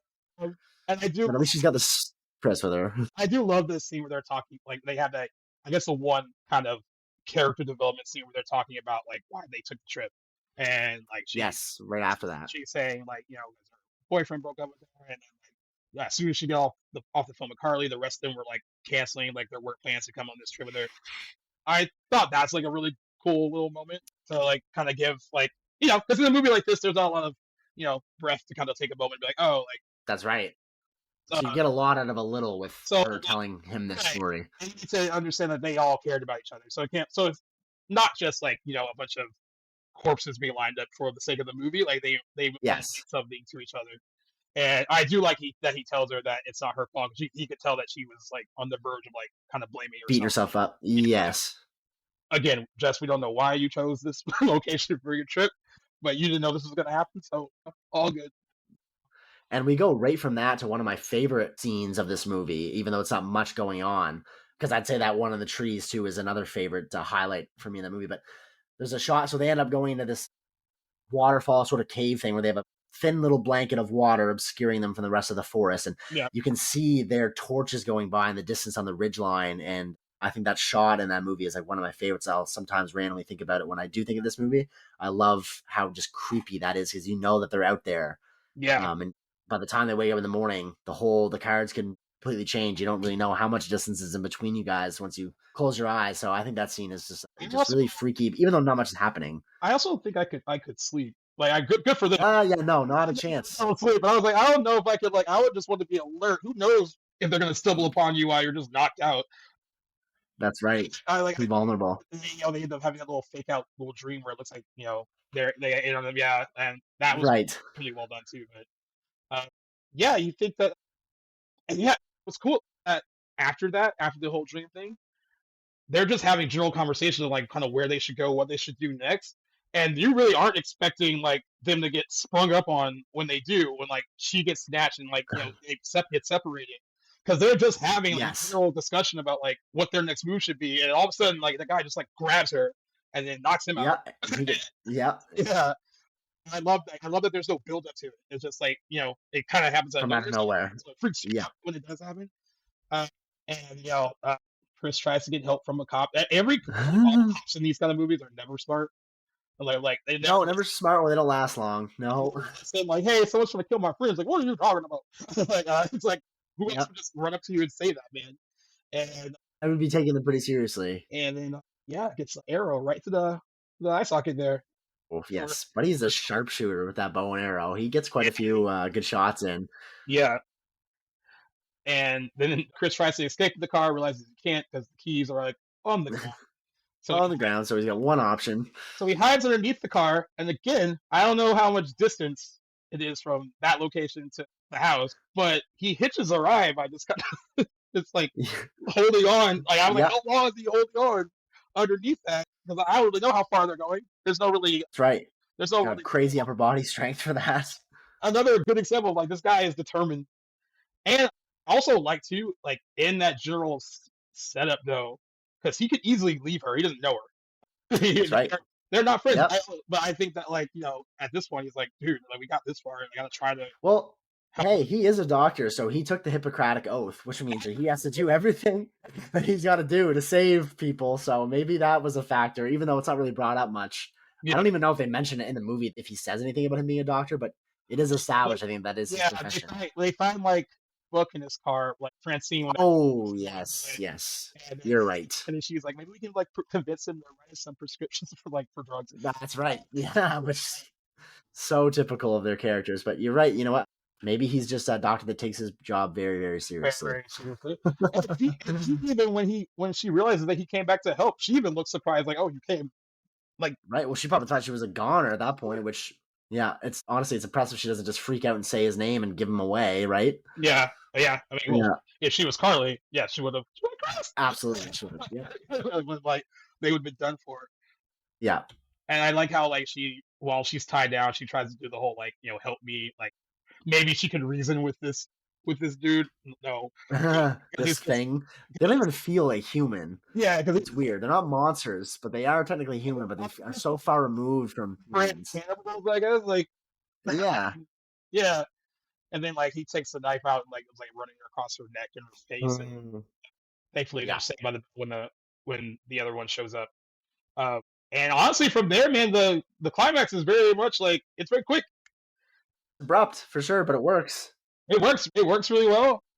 Chris kind of saves the day, and they end up helping each other. Like like she holds her own. Like she gets to axe one of them once she gets freed. That's right.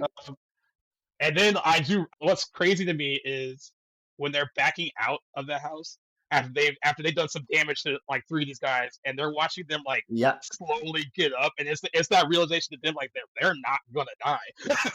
No, it's like written all over their. She's face. like just shoot them. He's like, well, I got one shot left.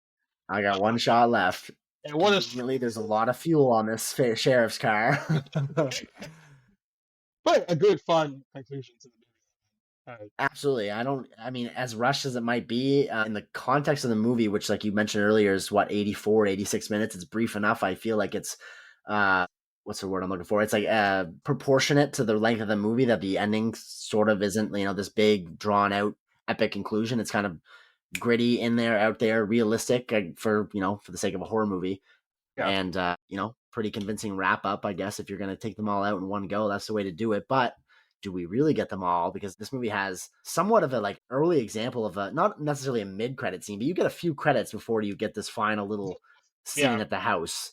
I don't know what you'd call an early credit scene, but and I think that movie it's a cherry on top to a great 2000s slasher.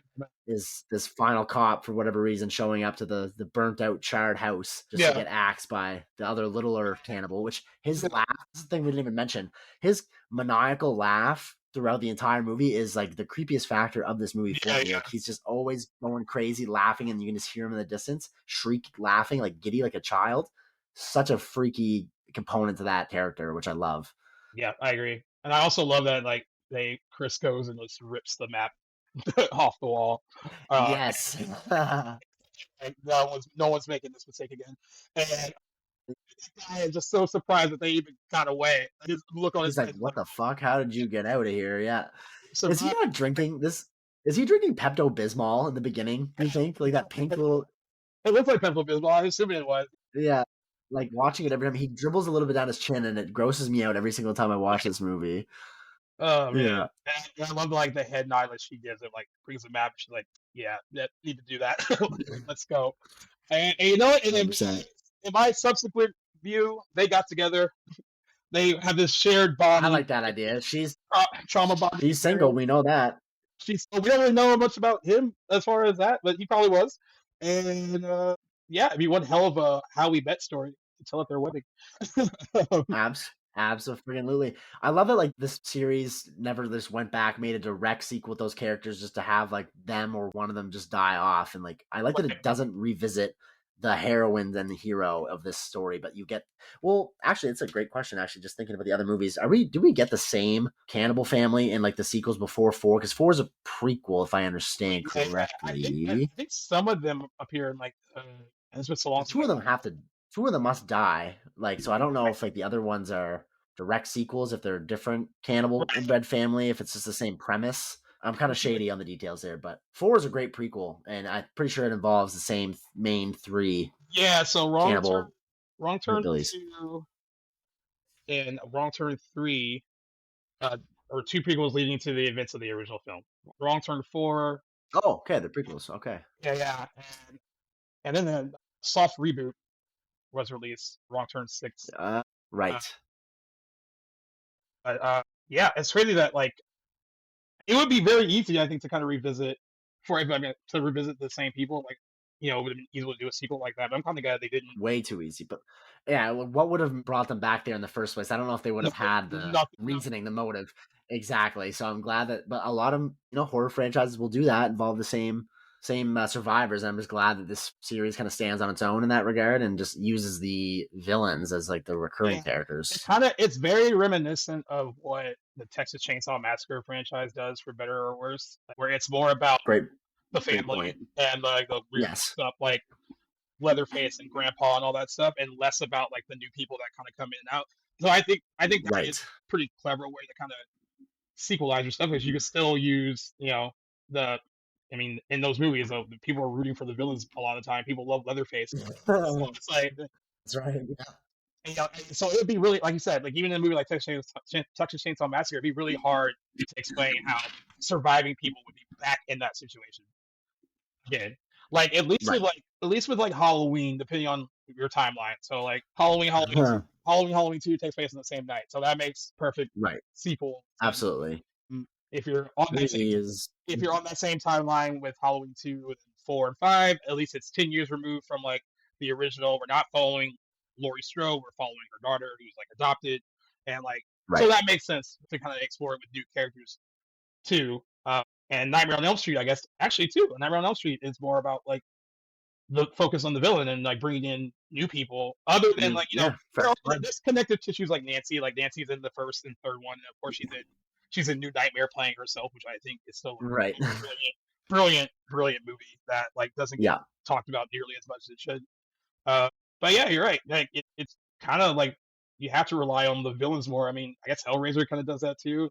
Not saying that's great. I like less Pinhead and Cenobites. Like I like a small dose, because I think that works better than making him like the Michael Myers of that franchise. Agreed. Yes, I think they use them a great amount in the original. This is the only one I've seen other than the 2022 remake, but I definitely got to get Hellraiser 2 in probably this October. I think you would like that one. I think I'll like it too, honestly. Pretty much feels like it has the same DNA. It's not as good as the first one, but at least it feels Right. like the same kind of, the same person. That's all you need. Yeah. Right. But yeah, I don't know. I had a lot of fun with this one. I'm glad that it's found an audience like over the years. Yes. When I put Very happy. I put the poster image of it on our Twitter page and said that we were doing a 20th anniversary episode for this, and a few people commented on it. They're like, "Oh, I love that movie. I love that movie so much." That's good to hear. So that, I mean, I think once people discover it, they like really appreciate it, and some are actually pretty surprised that it wasn't like incredibly successful when it came out, but successful enough to generate some. Yeah, 28 million for off of 12 is, I mean, there's a lot of, yeah, that's actually pretty solid if you ask me. I mean, not fantastic, but I feel like this movie isn't trying to go above and beyond. So if every dollar counts, Yeah, and it's fantastic. I also think because Fox distributed this movie, and I was just reading that they had problems securing an R rating from the APA due to the film's intense violence, and many of the TV spots for the film also refused approval, which is why it could have been why that this movie didn't perform that well, because they didn't really know how to. It was hard to really promote it in a way where you could show consumers what they were getting. If you're not showing, Right. if you're not showing them the good stuff, and they think that's why the subsequent long-term movies were all straight to video because they didn't have to deal with any of that. But I still think still solid horror movie. Like I said, man, I think 90 minutes is like the perfect length for a horror film. It so is. And you don't need any more than that. It's like you don't really need a lot. There's no need to trim any fat. Like this is exactly like what would you take out of this movie, really? Like there's not nothing's wasted. Nothing really. I mean, you get enough of initial setup with your core group of characters. Like you get to know pretty much who they are based on like character types and stuff, and then you just throw them into this really intense situation together, and that's all you. That's right. Exactly. Bare bones, and it works so well, and it's just high tension throughout. I mean, nothing I can say about this movie that hasn't already been said, but it just does everything so well, and I have such a soft spot for it. I love it. I do too. And you mentioned Stan Winston earlier too. The creature design stuff is really phenomenal too.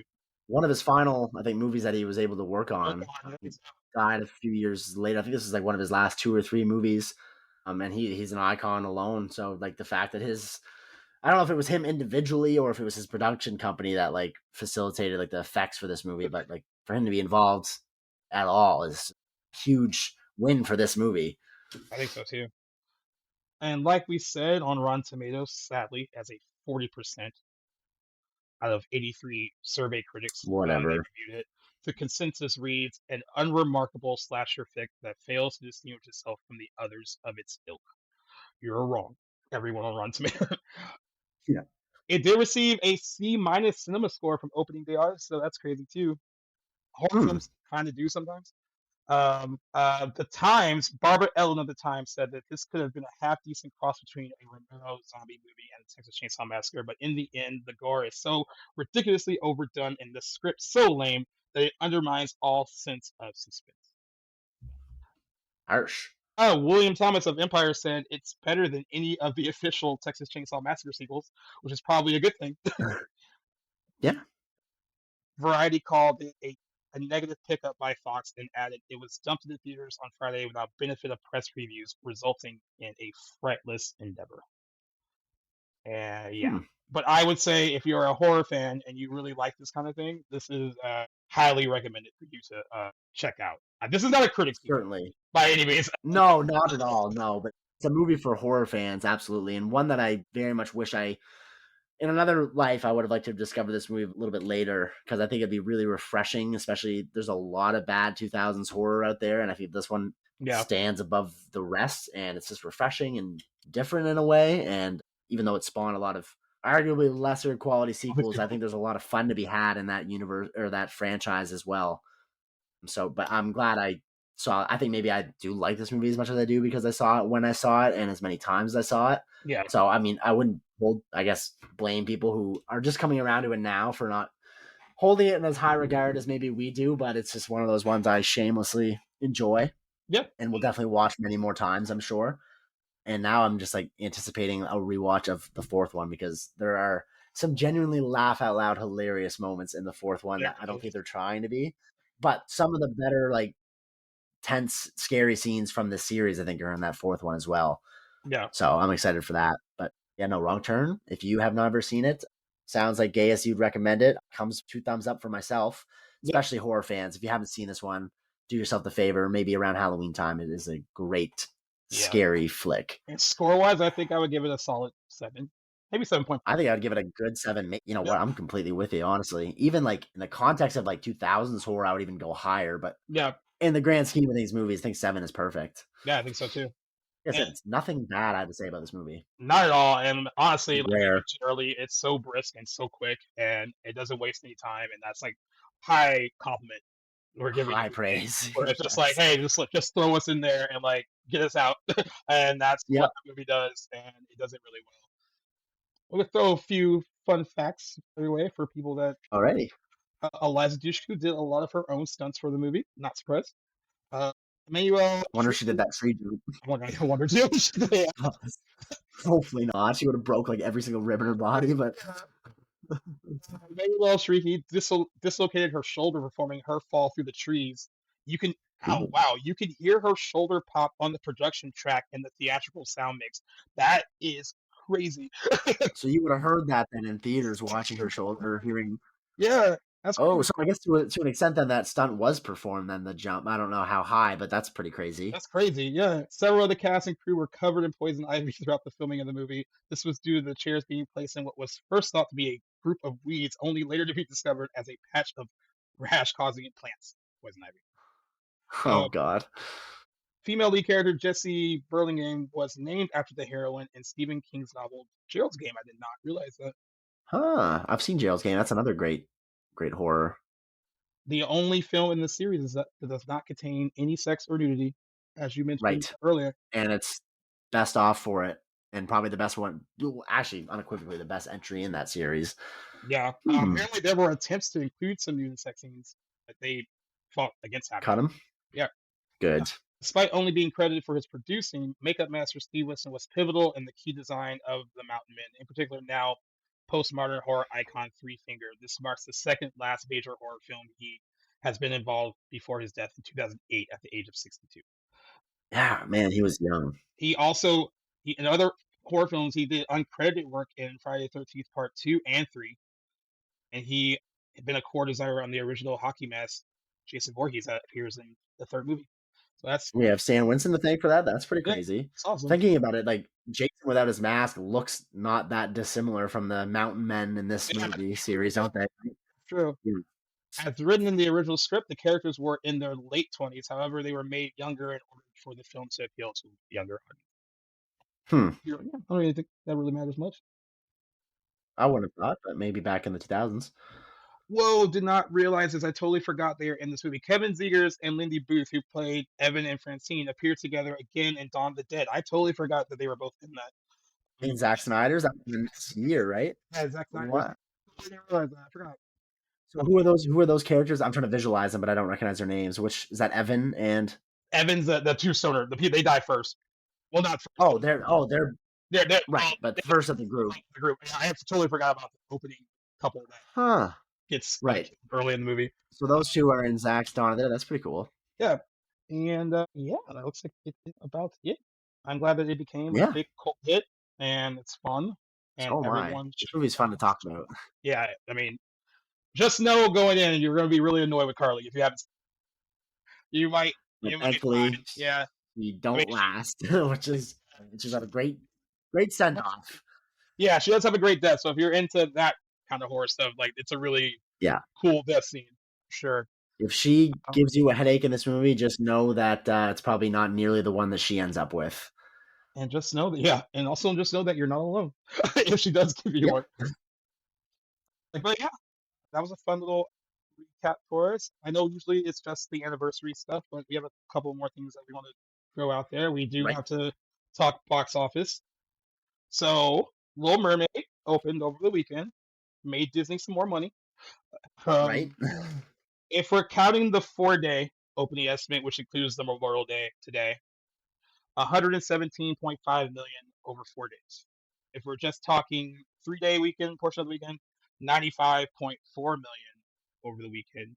I said 105, so I'm about 10 million off Right? with the 3-day. And I went with 100, so we're both like fairly close. What was it tracking? Do you recall? It was 110, so it came for the 3-day.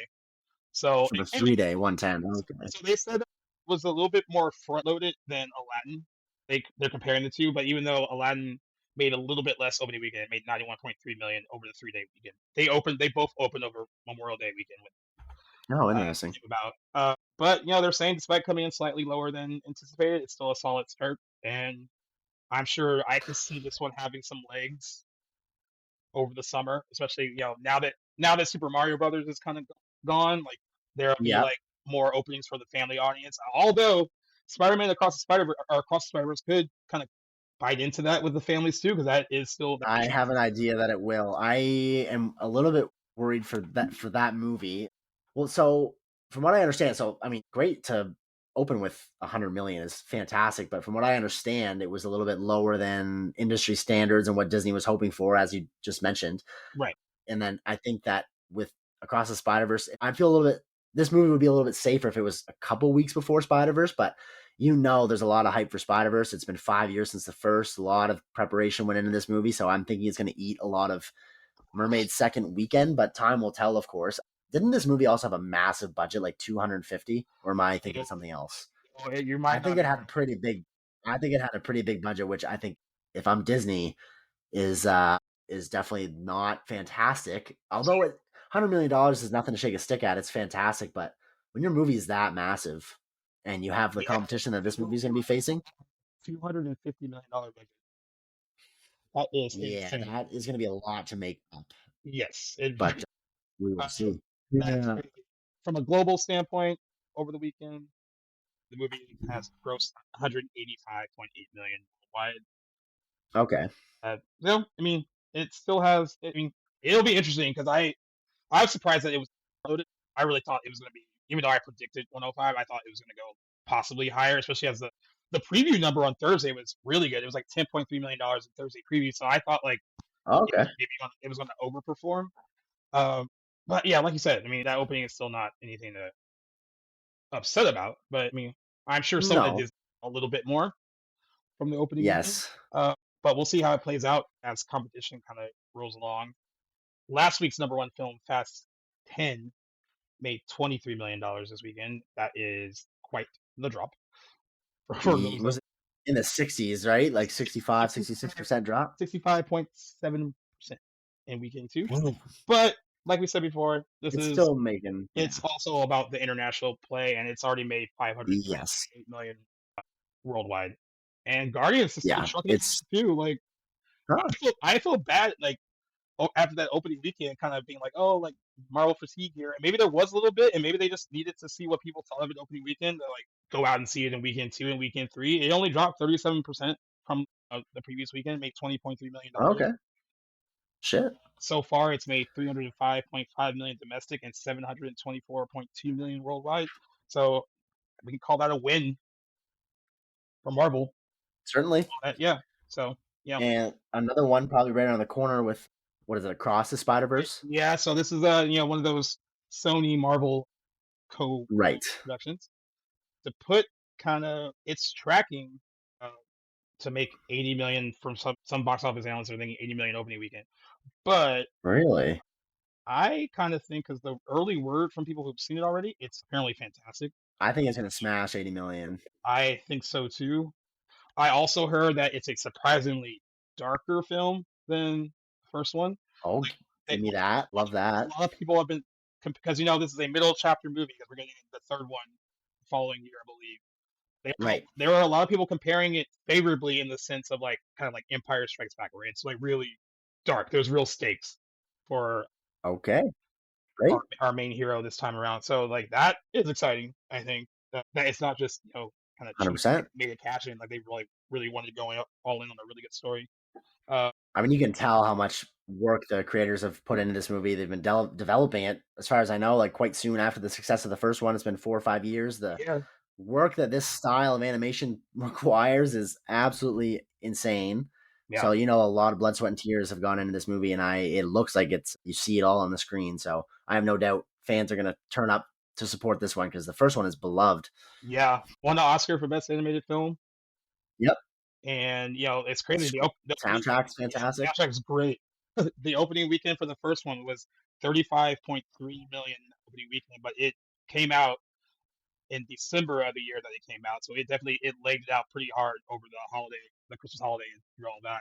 And it had really good word of mouth. Mhm. Ended up making 190.2 million domestic and 384.2 million worldwide. I think this came out in 2018. I think the tracking is a little modest. I feel like there's a lot of I anticipation. agree. Yeah. So Let me go first. What do you have a number in your head yet? I'm going with, oh fuck, I thought I kind of had it. I'm second guessing myself. I'll go with the even 100. And so I'm like, Okay. yeah, a little bit over Okay. tracking. Tracking at 80, first one made at 35 because I had my mind made up before you said yours, and you're a little bit ahead of me. I'm going to go with 93, but you know what? I could see 100. All right. Either way, those are both fantastic numbers. I hope it opens that high because I want the people that made this movie to have their work recognized because it is to see the behind the scenes. Yep. And just to know a little bit of insight as the kind of work that goes into these movies is it's stuff that you wouldn't even believe as an artist. So I'm really hoping that this movie makes a lot of money. Yeah. So there you have it. Those are our predictions for Spider-Man Across the Spider-Verse. Yeah. We'll look forward to seeing how that does this weekend. I guess final two things. You guys already know about the giveaway. There's two. When you hear this one, the second one will be posted. So that will be, again, Raging Bull in 4K Criterion Collection. So Jealous of whoever ends up. yeah, and if you are into more blockbustery kind of movies, there's also a complete 4K Fast and Furious movie collection as well. That's also being given away for our 100th episode. And then another thing we're going to be doing for the 100th episode is we already do the question stuff on the deep dives with myself and Owen, but we're going to throw Jackson into the mix. He kind of got a taste of it a little bit when he was on the Killer Joe episode. Right, and I love that.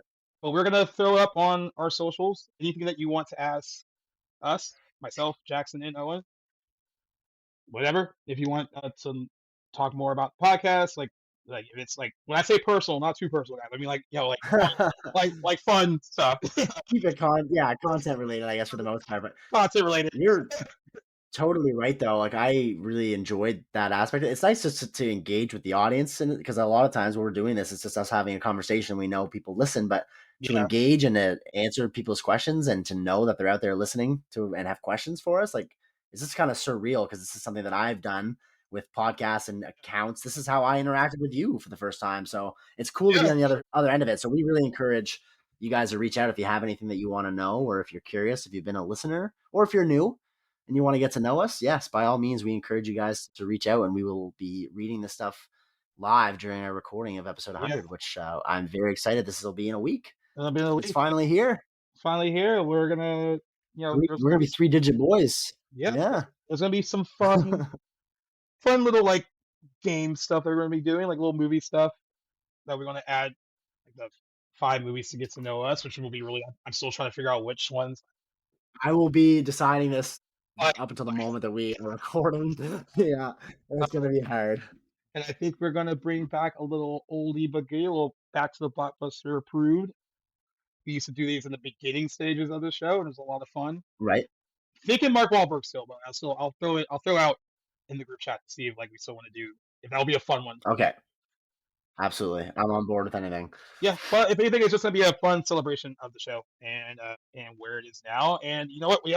I'm just asking Jackson this now, but like if we want to think of like 1 or 2 things that what you want from the podcast in the future, like what you want to kind of see from it, like is there anything that in particular you want to start doing with the show? Like think of that kind of stuff too. Like if you want to like share that. Yeah, most certainly. Share that because there's a lot. There's a lot of different stuff that I know that we have been talking about that we're planning on doing, and I'm really excited for what the future holds because it's already been 5 months with me on board, and I'm loving every minute of it, and I'm happy to do this. Still, we're riding that high, and it's great to finally be at this massive milestone, and I'm very much looking forward to the future, and it'd be a nice time to celebrate the past too. So very much looking forward to episode 100. And I know a lot of listeners are too. A lot of people that have been there from the start, from when you and Owen started this thing, which is like about a year and a half ago now. Yeah. Must feel crazy. Still crazy. It'll be 2 years in November. That's right. Yeah, man, it's gone. I mean, it's gone through some stuff, but like I think like for the like coming into this year, it's like I said, it feels like a totally different new show. There's just like new energy, and New show, same name. I think having the spin-off helps too. Like it's you can Big kind of time. test the both worlds. But yeah, we're gonna have fun celebrating for that one, and I'm sure there's gonna be a lot of laughter and talking over each other, but just because we're excited. Oh yes, no doubt. It'll all be good fun, and we'll bring it all back in with some audience engagement, and we'll be announcing some winners and stuff. So you know what? Who cares if it's chaotic? I'm sure it'll be a long one. Yeah, but I'm here still for it. be I'm fun, looking forward to that, and I know Owen's excited too. So yeah, very much looking forward to it. Well, I think that's all we got for you today, eh? Yeah, it's all we. Thanks, guys. 99, man. We gave it to 99. Good for you. Good. That was Who would have thought? Even like I don't think a week ago we would have thought we'd be ending this streak up until 100 with this movie. But I'm sure as hell glad we did it, and we're happy you guys stuck along for the listen, guys. Thank you for listening to us chat about Wrong Turn today. And again, can't stress it enough if you haven't seen it. If you're anything of a horror fan, you guys got to go see this movie. So thanks again, guys, for listening to us ramble and chat about our favorite movies today and a little bit of entertainment industry news. Very happy to have you guys along with us.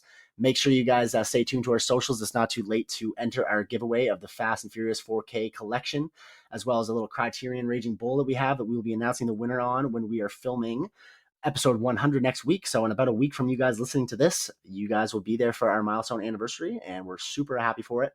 As always, you guys can find us wherever you guys get your podcasts. If you're new here, you can find us anywhere on social media or on any podcast platform at Back to the Blockbuster. I've been Jackson. This has been Gaius, and we've been talking Wrong Turn today. Thanks again for joining in, and enjoy your weekend, guys. Peace. Peace out.